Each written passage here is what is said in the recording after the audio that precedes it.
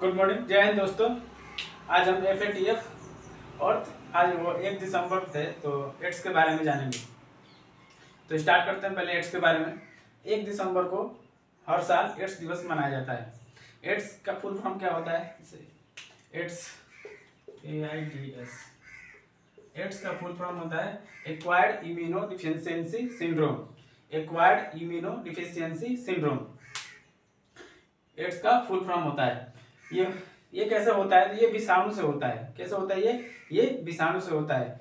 ये किस विषाणु से होता है? तो HIV विषाणु से होता है। HIV विषाणु से होता है। ये कैसे होता है? HIV विषाणु से होता है। HIV का फुल फॉर्म क्या होता है? Human immunodeficiency virus. HIV का फुल फॉर्म क्या होता है? Human immunodeficiency virus.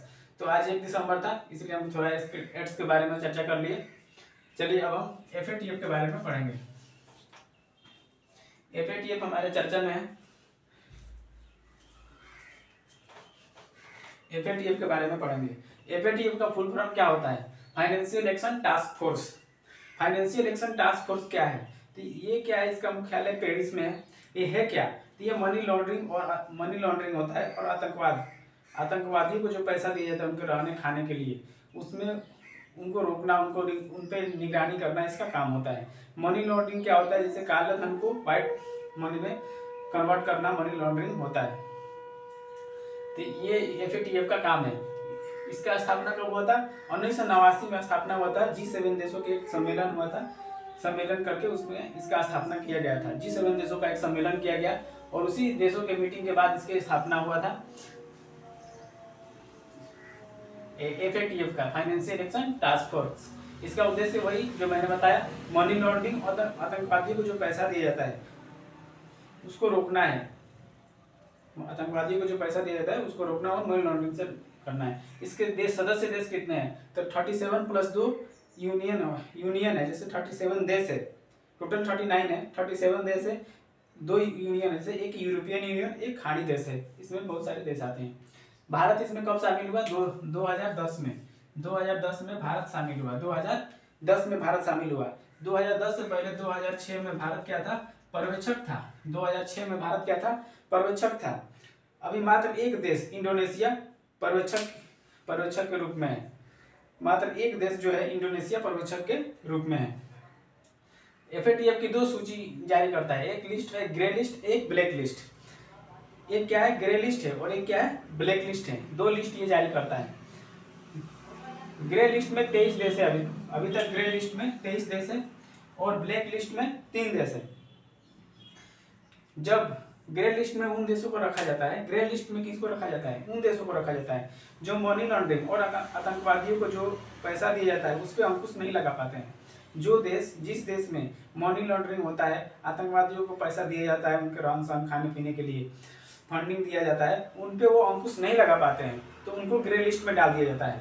उनको क्या किया जाता है? ग्रे लिस्ट में डाल दिया जाता है। अभी हाल ही में पाकिस्तान को ग्रे लिस्ट से निकाला गया है, इसलिए चर्चा में था, इसलिए हम इसको चर्चा कर रहे हैं। अभी इसमें 23 देश है।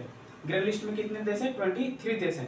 अब हम ब्लैक लिस्ट की बात करेंगे। ब्लैक लिस्ट में मात्र 3 देश है। अभी ब्लैक लिस्ट में 3 देश है। अगर कोई देश ब्लैक लिस्ट में चला गया तो उसको इंटरनेशनल फाइनेंशियल जो है फैसिलिटी नहीं मिलती। जैसे उनको IMF, World Bank, Asian Development Bank, इन सब बैंकों से लोन नहीं मिलता है अपने देश के विकास करने के लिए। उनका जो है लोन नहीं मिलता है। उसके बाद उनको बाइकआउट कर दिया जाता है इंटरनेशनल मार्केट से।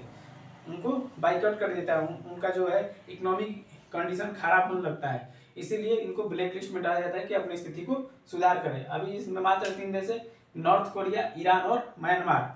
कौन कौन से देश है? नॉर्थ कोरिया, ईरान और म्यांमार। म्यांमार को हाल ही में डाला गया क्योंकि वहाँ के सेना ने सरकार को तख्ता पलट कर दिया था, इसीलिए इसको ब्लैक लिस्ट में डाल दिया गया है। और पाकिस्तान को ब्लैक लिस्ट से अभी निकाला गया, इसलिए चर्चा में था। तो फिर एक बार देखते हैं FATF का फुल फॉर्म क्या होता है? Financial action task force. 1989 में इसका स्थापना हुआ था G7 देशों की मीटिंग के बाद। इसका हेडक्वार्टर पेरिस में है और पेरिस में क्या है? OECD का मुख्यालय जो है, OECD का जो मुख्यालय उसी में है। OECD जो है का मुख्यालय उसी में इसका हेडक्वार्टर है। उद्देश्य क्या है? उद्देश्य वही है, मनी लॉन्ड्रिंग और आतंकवादी को जो पैसा दिया था उसको रोक लगाना। जैसे मनी लॉन्ड्रिंग काला धन है उसको वाइट कर दिया गया, और आतंकवादियों को पैसा देना, टेरर फंडिंग को रोकना होता है। इसमें देश कितने, इसमें टोटल देश 39 है, लेकिन इसमें 2 क्या है, क्षेत्रीय संगठन है, इसलिए 37 कंट्री है, और 2 क्षेत्रीय संगठन यूरोपीय यूनियन और खाड़ी देश है। भारत 2010 में शामिल हुआ था, पहले 2006 में ये पर्यवेक्षक के रूप में काम कर रहा था। अभी मात्र एक देश पर्यवेक्षक है, कौन है, इंडोनेशिया। इंडोनेशिया पर्यवेक्षक के रूप में है।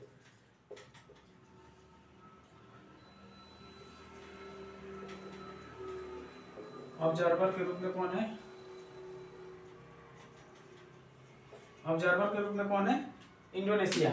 सूची, इसकी 2 सूची है, ग्रे लिस्ट और एक ब्लैक लिस्ट। अगर किसी देश को ग्रे लिस्ट में डाला गया, इसका मतलब यह है कि उस देश के अंदर मनी लॉन्ड्रिंग हो रही है और आतंकवादियों को पैसा दिया जा रहा है और उस पर रोक नहीं लगा पा रही है सरकार, तो उस देश को क्या किया जाता है, ग्रे लिस्ट में डाल देता है। अभी 23 देश है। और ब्लैक लिस्ट क्या है, तो ब्लैक लिस्ट में अगर कोई देश ब्लैक लिस्ट में चला गया तो उसको अंतर्राष्ट्रीय संगठन से पैसा नहीं मिलता, जैसे वर्ल्ड बैंक हो गया, IMF हो गया, ADB हो गया, एशियन डेवलपमेंट बैंक, इन सब बैंकों से पैसा नहीं मिलता है, जिससे उनका इकोनॉमिक कंडीशन खराब होने लगता है, उनको इंटरनेशनल मार्केट से अलग कर दिया जाता है, उससे भी इनकी इकोनॉमिक कंडीशन खराब हो जाता है। तो इस सिचुएशन में ब्लैक लिस्ट में डालने का यह तात्पर्य है। और इस कंडीशन में अभी 3 देश है जिनको ब्लैक लिस्ट में डाला गया है, नॉर्थ कोरिया है, ईरान है और म्यांमार है। तो आज इतना ही, थैंक यू, जय हिंद, जय भारत।